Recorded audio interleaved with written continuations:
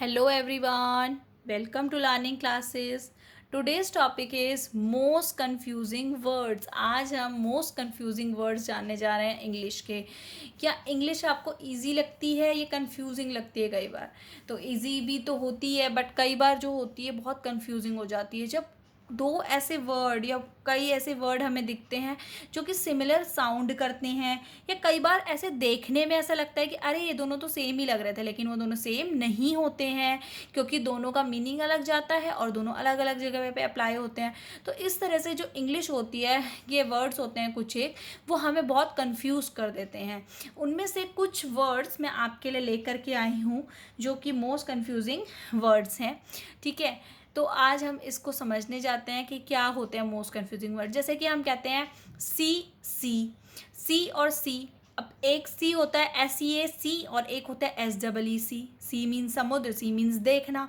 ठीक है, ऐसी wait wait WAIT wait WEIGST भी वेट, यानी कि एक वेट हो गया आपका वजन वाला और एक वेट हो गया इंतज़ार करने वाला। तो अब सुनने में कुछ सेम है, कुछ देखने में सेम है। तो ये जो वर्ड्स होते हैं बहुत कन्फ्यूज़न क्रिएट करते हैं हमारे माइंड में कि ये हैं तो हैं क्या। तो इसको समझते हैं आज की वीडियो में और अपनी सारी कन्फ्यूजन्स को करते हैं दूर। ठीक है, तो चलिए स्टार्ट करते हैं। फर्स्ट देखिए, फर्स्ट इज़ देखिए adapt and adopt. Adapt and adopt तो देखेंगे तो बहुत ऐसा लग रहा है कि अरे दोनों सेम ही तो दिखते हैं, लेकिन नहीं, दोनों चीज़ें बहुत अलग अलग होती है। अडैप्ट क्या होता है? अडैप्ट होता है, मान लीजिए आप कोई नई कंडीशन में हैं या आप किसी नई सिटी में गए हैं, कहीं नई जगह पे गए हैं, तो वहाँ पे जाके अपने को उसके अनुकूल बना लेना, यानी कि वो जो स्थिति है उसके लिए अपने को तैयार कर लेना, वहाँ के मतलब उस चेंजेस को अपना लेना, उसको कहते हैं हम अडैप्ट। ठीक है, क्या कहते हैं फ्रेंड्स? अडैप्ट। और वहीं अडॉप्ट क्या होता है? अडॉप्ट होता है किसी चीज़ को अपनाना, किसी चीज़ को अपनाना, उसको कहते हैं अडॉप्ट। तो अडैप्ट क्या होता है? किसी चीज़ के अनुकूल अपने को बनाना। ठीक है, जैसे कि टू चेंज, मीनिंग है इसका टू चेंज और एडजस्ट टू न्यू कंडीशन, किसी नई कंडीशन के लिए अपने को चेंज कर लेना या उसके अनुसार खुद एडजस्ट हो जाना, तो उसको हम कहेंगे अडेप्ट। जैसे कि Viraj is slow to adapt to new situation. Viraj जो है वो बहुत स्लो है नई नई सिचुएशंस को अडेप्ट करने में, यानी कि उनको अपने अनुकूल बनाने में। ठीक, अडॉप्ट क्या होता है? टू चूज़ और टेक एज वंस ओन, किसी चीज़ को अपना लेना या अडॉप्ट कर लेना। ठीक है, जैसे स्कूल जो है वो नई पॉलिसीज़ अडॉप्ट कर रहा है या कोई ऑर्गेनाइजेशन है वो नई पॉलिसीज़ अपना रही है तो वहाँ पे कह सकते हैं, या फिर बच्चे अडॉप्ट कर लेते हैं, कई लोग अपना लेते हैं ना, तो उस केस में हम कहते हैं अडॉप्ट। जैसे they decided to adopt a child, उन्होंने डिसाइड करा कि वो एक बच्चे को अडॉप्ट कर लेंगे, तो ये हो गया आपका अडैप्ट और ये हो गया आपका अडॉप्ट। ठीक है friends, next is eminent and eminent. देखने में सुनने में सेम लगते हैं ना, एमिनेंट एंड एमिनेंट, तो सेम सेम लिख रहे हैं लेकिन दोनों ही बिल्कुल अलग होते हैं। एमिनेंट होता है जब कोई आप बहुत ऐसे वेल नोन या अच्छे रेप्यूटेड कोई बंदा है उसके बारे में आप बात कर रहे हैं, किसी इंसान के बारे में ऐसे, तो हम वहाँ पे एमिनेंट का यूज़ करते हैं। वहीं इमिनेंट होता है जब कोई चीज़ आपके कोई पास होती है या होने वाली होती है, it's just about to happen, तो उस केस में आप इमिनेंट का यूज़ करते हैं। तो समझ आया ना, दोनों में बहुत डिफरेंस है मीनिंग में, लेकिन देखने में सुनने में थोड़ा सा सेम साउंड होता है।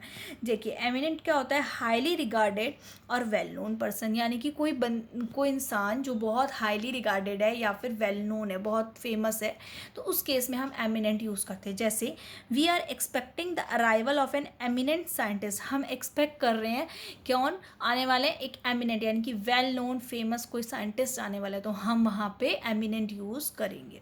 फिर इमिनेंट, इमिनेंट का होता है अबाउट टू हैपन और अकर सून, कोई चीज़ जो बहुत पास है, होने वाली है, उस चीज़ के लिए हम करते हैं। जैसे कि अ रेन स्टॉर्म वॉज इमिनेंट, की एक रेन स्टॉर्म जो है वो पास है, होने वाला है, अबाउट टू हैपन। ठीक है, तो वहाँ पे इमिनेंट यूज़ करते हैं। तो देखने सुनने में बहुत साउंड सेम होते हैं, तो ऐसा लगता है कि अरे दोनों चीज़ें सेम ही होंगी, नहीं, दोनों चीज़ें सेम नहीं होती हैं, कन्फ्यूजिंग होती हैं। थर्ड देखिए, बहुत ज़्यादा सेम होता है और बहुत कन्फ्यूजन होती है इसमें। प्रिंसिपल एंड प्रिंसिपल, दोनों ही प्रिंसिपल सेम है ना, पर इसमें क्या है? PLE। ठीक है, और इसमें लास्ट में क्या है, PAL, ठीक। तो यहाँ पे PLE और इसमें PAL, तो क्या डिफरेंस है, जब लास्ट में PLE होता है यानी कि PRINCIPLE प्रिंसिपल, तो ये प्रिंसिपल होता है जब हम किसी सिद्धांत की, इस तरह से किसी चीज़ की बात करते हैं, यानी कि कोई कॉम्प्रिहेंसिव एंड फंडामेंटल लॉ होता है, ठीक है, या कोई ट्रुथ है या कोई बिलीफ है, तो उस केस में हम प्रिंसिपल की बात करते हैं कि ये हमारा प्रिंसिपल है, इस पे ही हम चलते हैं, या वो प्रिंसिपल्स नहीं अप्लाई करते हैं, तो वो चीज़ होती है। जैसे कि she doesn't have any principles, उसके कोई भी प्रिंसिपल्स हैं ही नहीं लाइफ के, इस तरह से हम बोलेंगे, तो वहाँ पे यूज़ करेंगे।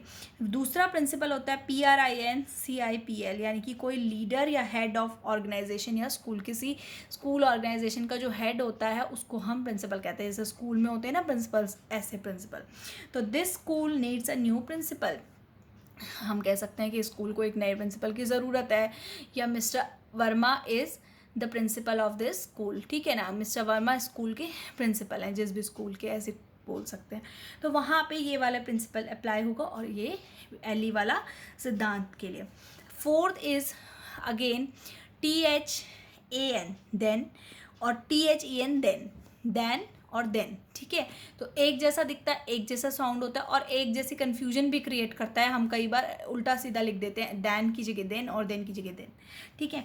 तो THAN जो देन होता है, ये होता है जब हम किसी चीज़ का कंपैरिजन कर रहे होते हैं कि ये चीज़ उससे अच्छी है, ये उससे अच्छा है, ठीक है, रादर देन दिस, और ऐसे करके, तो उसमें हम ये वाला देन यूज़ करते हैं।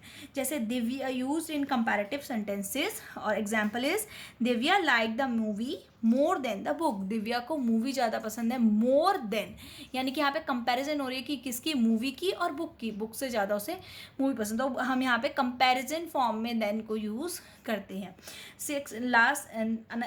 Next is then is an expression of time, जब आप बोलते हैं ना कि तब ऐसा हुआ था, तो ऐसा हुआ था, तो उस केस में हम THEN देन का यूज़ करते हैं, देन का यूज़ करते हैं, यानी कि कोई एक्सप्रेशन ऑफ टाइम बता रहे होते हैं कि हम उस समय से रिलेट कर रहे हैं, तब, जब, ऐसे, तब।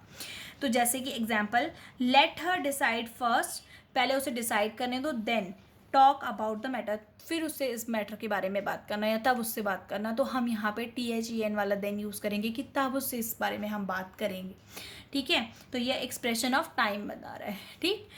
Fifth is stationary and stationery, दोनों ही स्टेशनरी और स्टेशनरी है।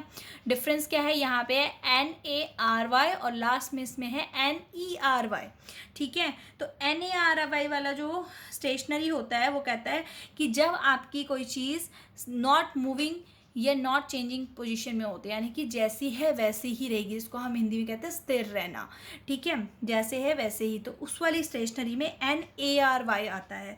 जैसे कि the bus crash into a moving vehicle, जो बस थी वो एक जो है क्रैश हो गई, किससे, स्टेशनरी व्हीकल, स्टेशनरी मतलब जो नॉट मूविंग था, ठीक है ना, पोजीशन उसने चेंज नहीं करी थी। Last is STATIONERY